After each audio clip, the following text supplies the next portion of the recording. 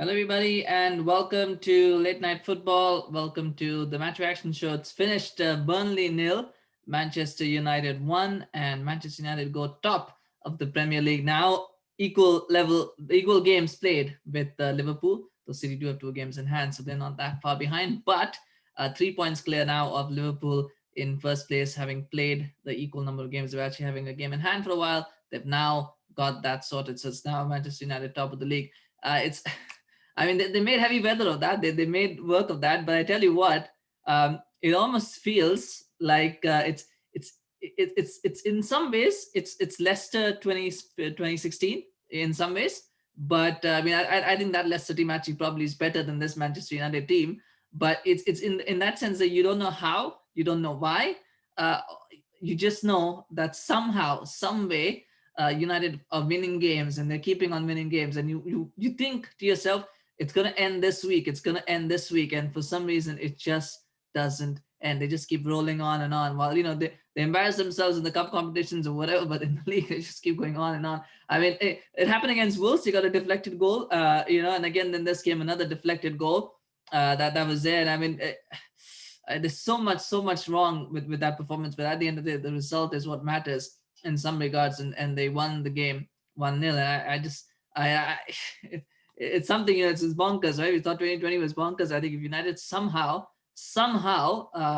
managed to win the league in 2021, I think that would be even more bonkers. But I don't think it will happen. I don't think that's going to happen, and we'll probably know more this Sunday. But this game, I mean, I thought there were a few interesting things. I thought the 4-2-3-1 that he employed today, I mean, I can see why he employed it. I don't see Cavani starting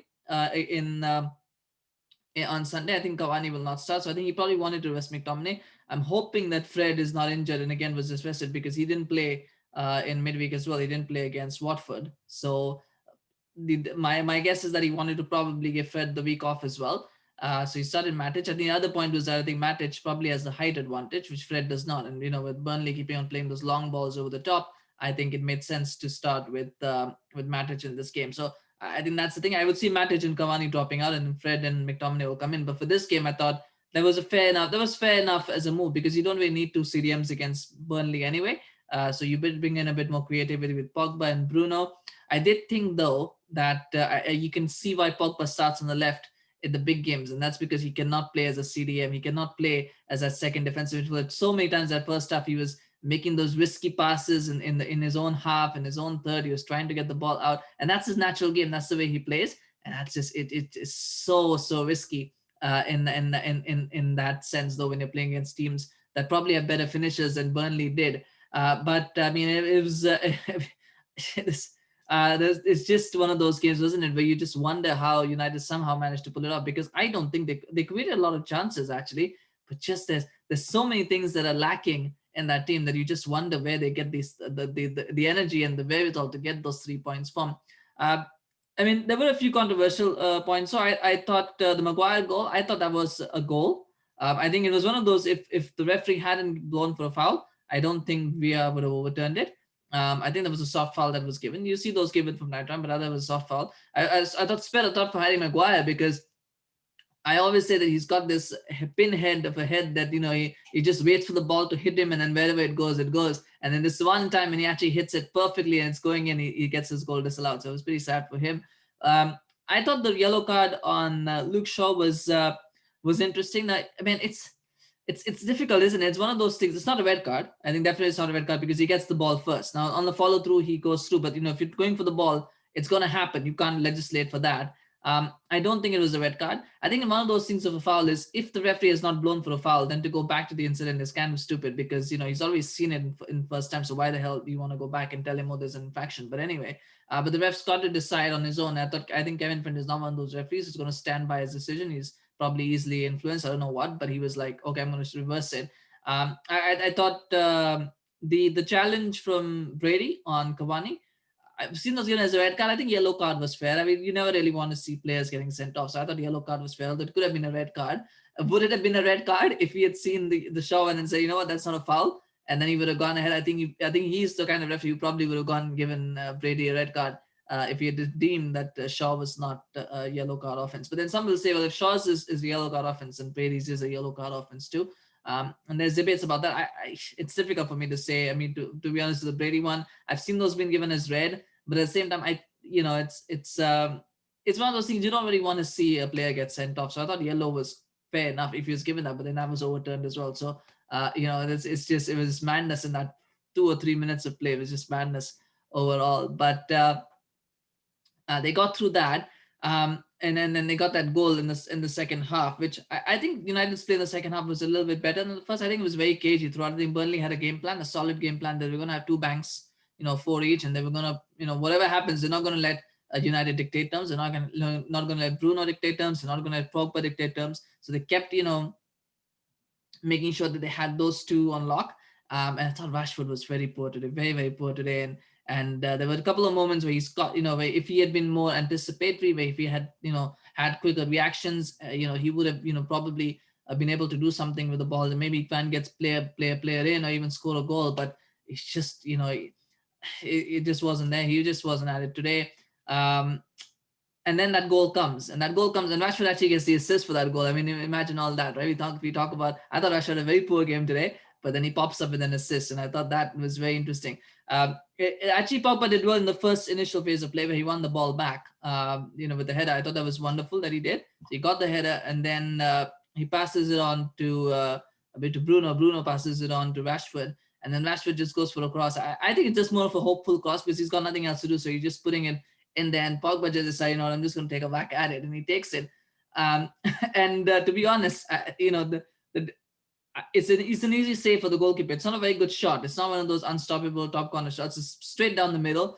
The goalkeeper should save it. There's a slight deflection on it. I still think the goalkeeper should save it even with that deflection, because I think that deflection is not so bad. The ball actually goes, between his legs. So it basically means he's kind of anticipating. He's already over anticipated for where the ball is going, because if it's going between his legs, it means that he's not, if it's one of those where, he's way, way far away, or if it just squirms past his hand, then you kind of know. But I think he's just over anticipated where the ball was going to go. So that's a bit of a fault of the goalkeeper as well. And it was a lucky goal for United. I mean, there's nothing else to say. It was a lucky goal. It's a good strike. If you don't shoot, you don't score. So it was a good strike. It's a clean strike, but the goalkeeper should be saving that. Reflection or no deflection, the goalkeeper should be saving that. And he didn't.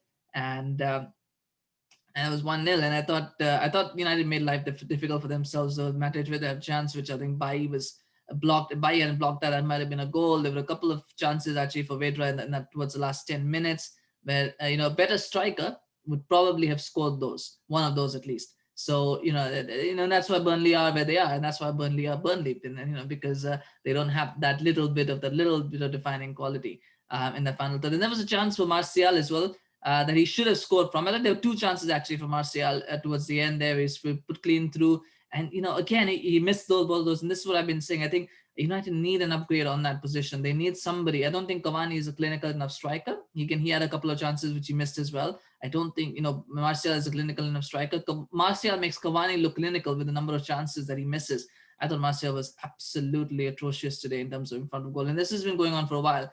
And unless he sorts that out, I think this... I always believe that this season was a critical one for Martial in terms of whether he's going to be able to cement himself as a Manchester United striker. I think by the end of the season, if these numbers hold as they are at the moment, if his trend continues, I think Solskjaer is probably going to be thinking, you know what, I need an upgrade in that striker position.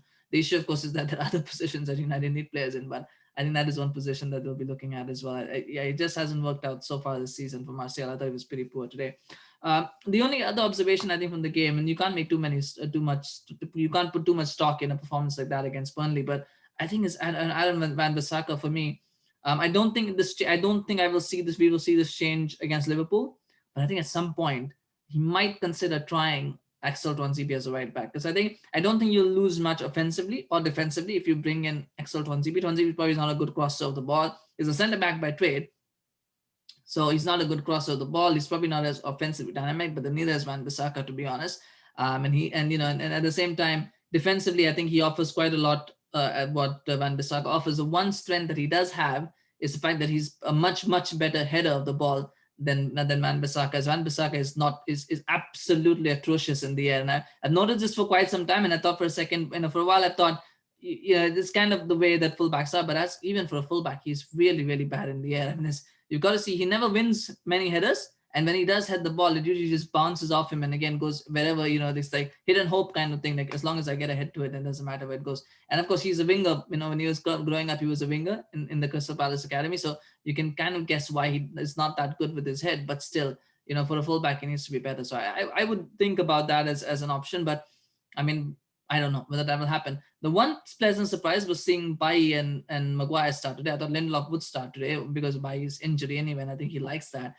I'm hoping, and I think we're all hoping, that this is a sign that he now knows that he cannot play Lindelof and Maguire together in the big games. And I hope this wasn't a case of him saying, I'm resting Lindelof, because Lindelof didn't play against Watford. So I'm hoping this wasn't a case of him saying, I'm resting Lindelof for Liverpool. I hope that's not the case, and I hope he's going to play Bailly and Maguire because they look solid together.